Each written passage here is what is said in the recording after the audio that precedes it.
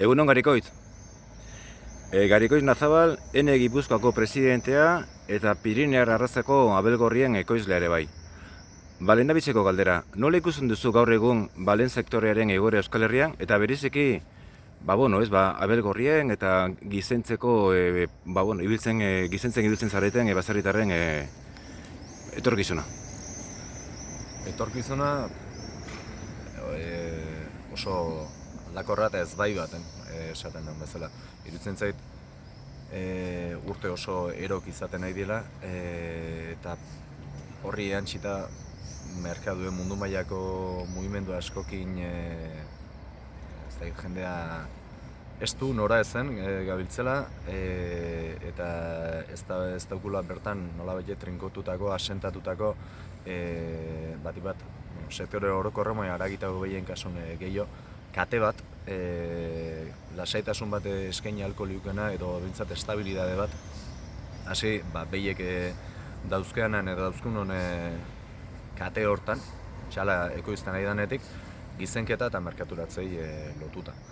Orduan, iruditzen zaiak alde batetik eroa izaten nahi dela joera, inzertidunbre handikoa, eta orokorren bukatzen nahi dena aragie behar den prezioan ez da ordaintzen, eta orduan katea hausten nahi da. Eta horri entxi bertzaio ekoizpen mailan nik uste jende erreta daula. Azkenen daula edo garela.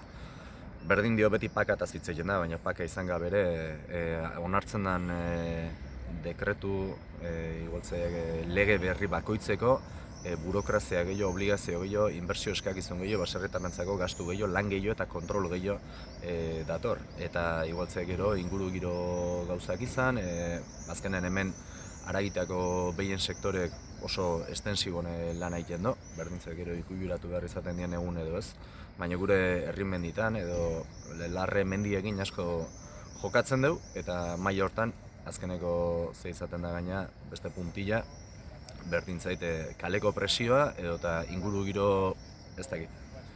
Esaten den, erdi koinan esaten den bezala, terroristak gu bagine bezala, ez? Gure abere egiten duen lana intzagotzat hartu gabe.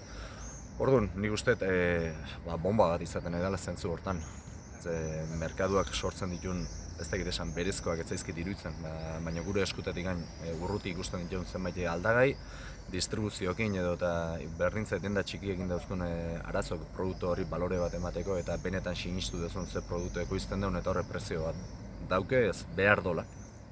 Eta hori ez da ematen, eta bestaldetik sare burokratiko eta legedi guztioi. Orduan nik uste ze pentsatu handi ema beharko lukuen egoera bat dela.